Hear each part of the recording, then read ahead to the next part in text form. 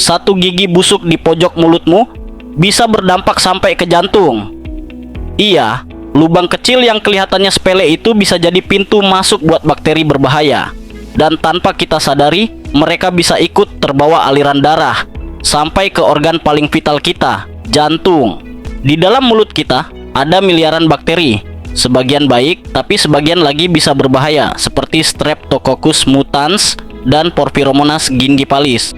Waktu gigi mulai berlubang, bakteri masuk lebih dalam sampai ke pulpa, yaitu bagian inti gigi yang berisi saraf dan pembuluh darah. Dari sanalah mereka bisa masuk ke aliran darah. Dan kalau bakteri ini sampai menempel di bagian dalam katup jantung, bisa terjadi infeksi serius yang disebut endokarditis, yaitu peradangan pada lapisan dalam jantung. Tubuh memang akan berusaha melawan, tapi justru bisa membentuk gumpalan kecil yang bisa menyumbat pembuluh darah. Dan itu bisa bikin jantung kita bermasalah. Bukan cuman itu, bakteri dari gigi busuk juga bisa memicu peradangan di seluruh tubuh. Mereka mengeluarkan racun yang bisa meningkatkan kadar CRP, penanda peradangan dalam darah. Dan CRP yang tinggi itu tanda bahaya. Salah satunya untuk serangan jantung.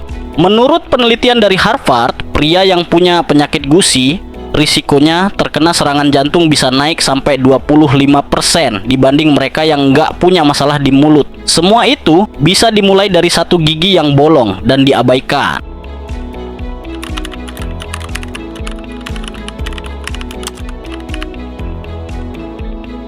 Tubuh kita luar biasa.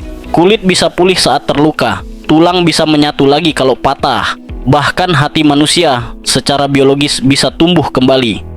Tapi gigi begitu rusak untuk selamanya. Kenapa bisa begitu? Gigi punya lapisan luar yang disebut enamel atau email gigi. Ini adalah bagian tubuh manusia yang paling keras, bahkan lebih keras dari tulang. Tapi enamel itu bukan jaringan hidup. Dia nggak punya pembuluh darah, nggak ada saraf, dan nggak punya kemampuan buat memperbaiki diri. Artinya, kalau enamel rusak, dia nggak bisa tumbuh lagi. Di bawah enamel ada dentin, lapisan yang lebih lunak dan sensitif. Di dalam dentin ada saluran-saluran kecil yang menuju ke pusat gigi, yaitu pulpa. Pulpa inilah yang hidup. Di dalamnya ada saraf dan pembuluh darah. Kalau lubang gigi sudah sampai ke dentin, biasanya mulai terasa ngilu. Dan kalau terus dibiarkan, bakteri akan mencapai pulpa. Saat itu terjadi, tubuh kita mencoba melawan. Sel darah putih datang, menyerang bakteri. Tapi karena ruang di dalam gigi sangat sempit, tekanan meningkat dan rasa sakitnya seperti meledak dari dalam. Masalahnya, meskipun pulpa hidup, dia tetap nggak bisa menyembuhkan gigi. Kenapa? Karena sirkulasi darahnya terbatas. Sel-sel perbaikan nggak bisa masuk sebanyak di bagian tubuh lain. Jadi, satu-satunya jalan adalah bantuan dari luar. Kalau lubangnya masih kecil, ditambal. Kalau sudah sampai pulpa, perawatan akar. Kalau rusaknya parah, dicabut. Dan sekali gigi permanen dicabut, dia nggak akan tumbuh lagi. Sampai sekarang dokter masih meneliti regenerasi gigi lewat sel punca, tapi belum ada solusi alami. Jadi, satu hal yang pasti, begitu rusak, gigi nggak bisa sembuh sendiri.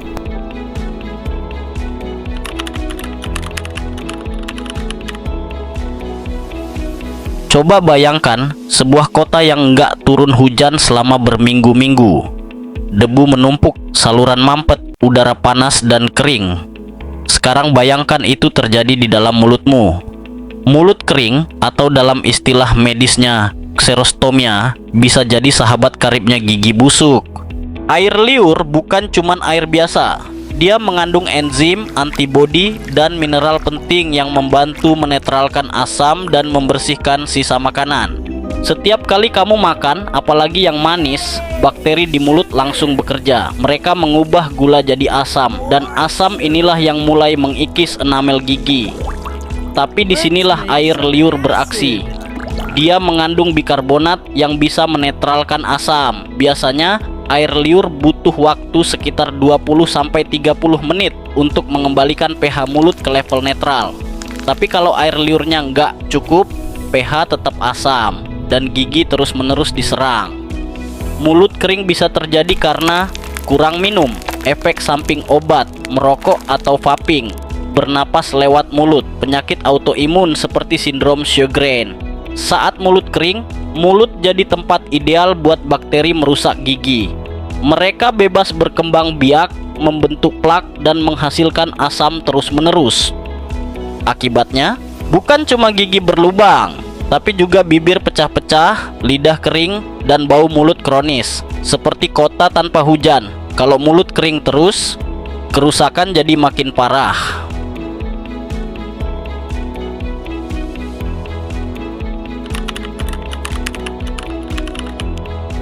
Pernah nggak kamu ngobrol sama orang, terus tiba-tiba kamu refleks menjauh? Bukan karena marah, tapi karena bau napasnya menusuk banget. Kadang aromanya mirip telur busuk yang dijemur di matahari siang. Itu bukan cuma bau, itu adalah tanda bahwa sedang terjadi pembusukan biologis di dalam mulut. Dan salah satu penyebab paling umum adalah gigi busuk. Saat gigi berlubang, bakteri masuk ke rongga kecil yang tersembunyi. Di dalam situ, mereka bekerja dalam kondisi gelap dan tanpa oksigen. Lingkungan ideal buat bakteri anaerob. Beberapa jenis bakteri seperti Fusobacterium, Prevotella, dan Porphyromonas punya kemampuan khusus. Mereka memecah sisa makanan dan jaringan mati dan menghasilkan gas-gas berbau busuk. Gas-gas itu antara lain hidrogen sulfida, bau telur busuk; metil merkaptan, bau kolbasi; dimetil sulfida, bau sampah atau drainase. Ketiga gas ini disebut BSC, volatile sulfur compounds. Senyawa sulfur mudah menguap yang sangat bau, bahkan dalam konsentrasi kecil. Sekarang bayangkan, kamu punya lubang gigi besar dan di dalamnya tersangkut sisa ayam goreng dari 2 hari lalu. Bakteri berpesta, mereka memfermentasi sisa makanan, menghasilkan PSC, dan gas-gas itu langsung naik keluar lewat napasmu. Dan yang bikin sedih, sikat gigi biasa sering nggak mampu menjangkau lubang sedalam itu. Kalau infeksinya sudah sampai ke pulpa, bisa terbentuk nanah di akar gigi. Dan nanah yang terdiri dari protein, bakteri mati, dan jaringan rusak adalah bahan bakar utama bau busuk. Tambah lagi kalau kamu punya mulut kering yang mengurangi kemampuan air liur untuk membersihkan mulut. Dan hasilnya adalah kombinasi sempurna. Gigi busuk ditambah mulut kering menghasilkan napas neraka. Tapi ingat, bau mulut bukan cuman karena gigi. Faktanya, ada banyak penyebab lain yang bisa bikin napas jadi tidak sedap, seperti lidah kotor, terutama bagian belakang lidah, tempat bakteri suka bersembunyi. Amandel yang berlubang atau punya batu amandel, tonsil stone, masalah lambung, seperti asam lambung naik atau infeksi Helicobacter pylori. Pola makan tinggi protein atau rendah karbohidrat yang bisa memicu ketosis dan aroma tak sedap. Merokok, alkohol, dan kurang minum air. Penyakit sistemik seperti diabetes, gangguan hati, dan ginjal. Makanya penting banget untuk tahu sumber bau mulut kita berasal dari mana. Kalau kamu sudah rajin sikat gigi tapi bau masih muncul, bisa jadi penyebabnya ada di lidah, amandel, atau bahkan lambungmu. Solusinya, gabungan dari menjaga kebersihan gigi dan lidah, banyak minum air putih, hindari merokok dan makanan penyebab bau, dan tentu saja cek ke dokter gigi atau dokter THT jika masalah berlanjut. Baru saja makan coklat atau minum soda dingin, rasanya manis, segar, nikmat. Tapi tahu nggak, dalam hitungan menit mulut berubah jadi laboratorium kimia. Bakteri seperti Streptococcus mutans dan Lactobacillus langsung menyambut gula sebagai makanan favorit mereka. Mereka memfermentasi gula jadi asam laktat lewat proses bernama glikolisis anaerobik. Reaksinya begini, glukosa mengalami proses fermentasi anaerob tanpa oksigen dan dipecah menjadi asam laktat serta melepaskan energi. Masalahnya, asam ini langsung menurunkan pH di mulut. Dari yang awalnya netral, sekitar pH 7, turun jadi di bawah 5,5 hanya dalam 5-10 menit. Dan di bawah pH 5,5, email gigi mulai larut. Enamel itu tersusun dari kristal bernama hidroksiapatit. Begitu kena asam, kristalnya pecah, kalsium dan fosfat larut, dan gigi pun mulai rusak. Kalau ini terjadi sekali-sekali, nggak masalah besar. Air liur bisa bantu memperbaiki lewat proses remineralisasi. Tapi kalau kamu sering makan manis, ngemil tiap saat, jarang sikat gigi, punya mulut kering, maka asam terus menyerang tanpa henti. Dari satu permen bisa berakhir jadi lubang permanen.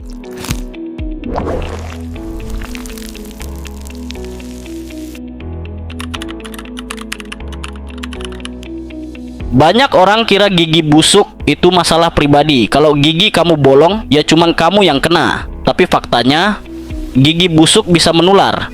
Bakteri penyebabnya seperti Streptococcus mutans bisa pindah dari satu orang ke orang lain lewat air liur. Contohnya, berbagi sendok, garpu, atau botol, meniup makanan anak, ciuman mulut ke mulut, bahkan antara orang tua dan anak. Misalnya, seorang ibu punya gigi bolong dan banyak bakteri mutans. Saat dia meniup makanan anaknya, percikan kecil air liur bisa pindah. Anak makan makanan itu dan bakteri ikut masuk. Lama-lama anak juga bisa kena gigi busuk meski belum banyak makan manis. Dan kalau bakteri itu sudah menempel di mulut, mereka susah dihilangkan. Mereka bikin koloni, bikin biofilm dan bertahan lama. Jadi meskipun kamu rajin sikat gigi, kalau tinggal serumah sama orang yang malas jaga kebersihan mulut, risiko kamu tetap tinggi. Sekarang kamu tahu, gigi busuk bukan cuma soal ngilu kecil di mulut, tapi bisa menyebar, menyakitkan, bikin bau mulut, bahkan membahayakan jantung dan anak-anak di rumah. Mulailah dari hal kecil. Sikat gigi teratur, kurangi gula, dan rutin periksa ke dokter gigi. Jangan lupa klik like, share, dan subscribe biar kamu nggak ketinggalan fakta-fakta lainnya.